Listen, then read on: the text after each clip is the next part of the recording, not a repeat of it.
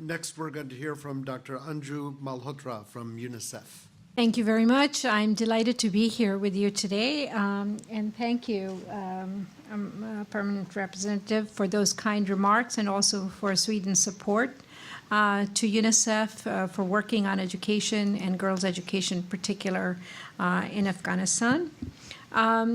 As people speaking before me have already indicated, there probably is only one single magic bullet in development that we have identified to date, and that really is girls' education.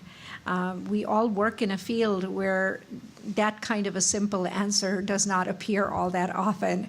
And so it is very important, especially in the post-2015 agenda, that we not forget gender equality in education as an important indicator going forward. And it really is countries like Afghanistan that remind us why it is important to continue to focus on that, because if you look at aggregate global indicators on education, at the primary level, enrollment, we have pretty much achieved parity. But there are actually a number of countries that are nowhere near close to achieving parity. So global indicators can hide a wide range of disparities. The second message that I think I want to talk about as I speak about girls' education in Afghanistan today is that many times we tend to be unambitious in what we want to achieve for girls because we think we're starting from zero. The circumstances are so hard, and Afghanistan is probably the classic case in point where you had 0.9% of girls in school 12 years ago. But I would encourage, and UNICEF is very strongly committed to being ambitious for girls, to aim for quality, to aim for secondary schooling. Because really in the 21st century, if all we hope to achieve for girls is just their getting into primary school, we're not aiming very high. Those girls are not going to be competitive in the global markets, in the global societies, in the global world that we're going to be in.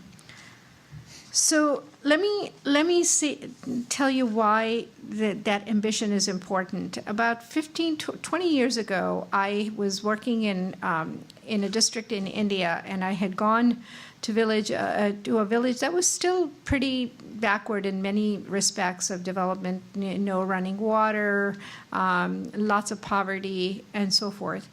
But it was interesting that when I was walking around there, all the children, girls and boys, were in school, and even all the teenage children were in school.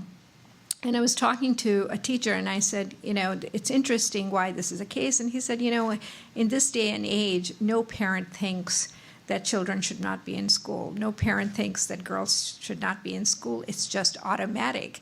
He said, but the case was different 20 years ago. He said, my sister lived in this village, and when she turned 10, the idea that she should go to school, even though the school was not that far, in a Muslim village, was just not considered appropriate. She was starting to get too old to be out in public. And there were only 2 girls in the entire village that went to school, and they went in a rickshaw with the cover down, and because it was just so shameful for them to be going to school. And I was looking 20 years later in the same village where probably it would be shameful if somebody didn't go to school. And the norm had changed that much. And really, norms do change that radically. We think norms are entrenched, but they really aren't. They do change, and there comes a tipping point where, at some point at like 40, 50%, when most people were not doing something, and then all of a sudden many people are doing it.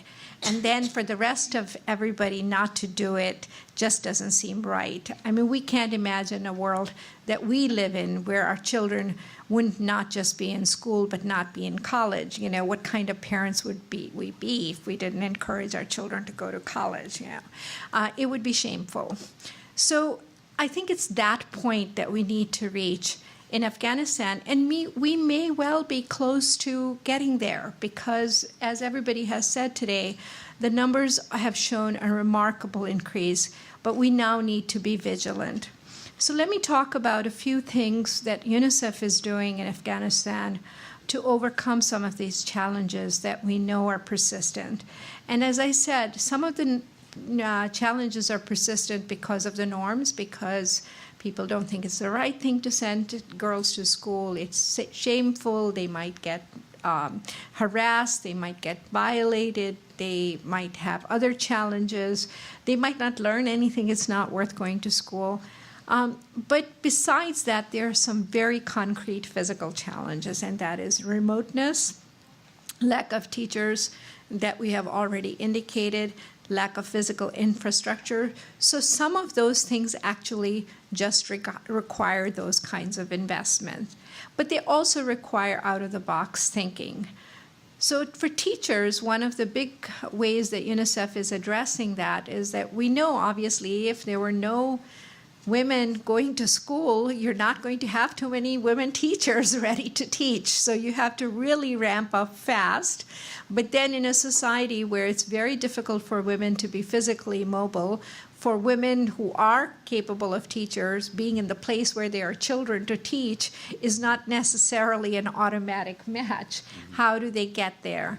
So part of what UNICEF has been doing is really trying to improve teacher training for women in their own communities so that they can be very quickly readied to become teachers, very rapid training, very rapid lessons, very rapid support to those young women who are willing to really come up to speed and be teachers in their communities where they're supported by their communities, where there's a social positive message around their being there, rather than the range of challenges they would have to face to live away from home or constantly seek transportation, and the continuity of education and teaching would be changed.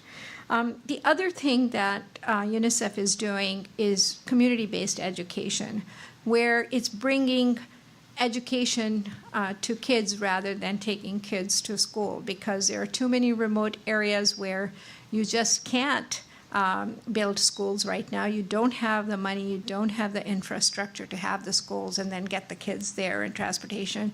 So they're bringing the teaching to the kids. They're bringing sort of mobile schools in some senses to the kids. And it's interesting what you can do with that kind of an out-of-the-box thinking. In October we have the International Day of the Girl Child, and last year in October UNICEF chooses the theme, and we chose Innovating for Girls' Education.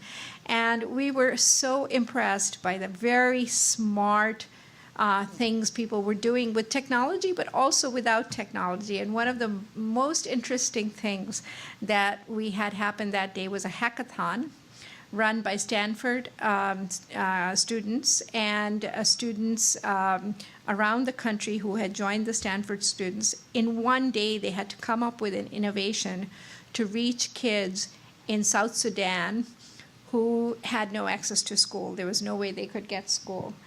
Well, they took the Khan Academy curriculum and had it modified, portions of it, and developed a battery-operated radio that could be cranked and go on for like 24 hours and could deliver this curriculum to kids through text and come on the radio. In 24 hours, they did that. And now Intel and UNICEF are supporting that technology to be scaled up and developed so that we can actually take it to schools in places like Afghanistan, where that can be really at least a medium-term or a short-term solution until we get the kind of resources going forward. I'll stop there, and I look forward to your comments and questions. Thank you. Thank you, Dr. Malhotra.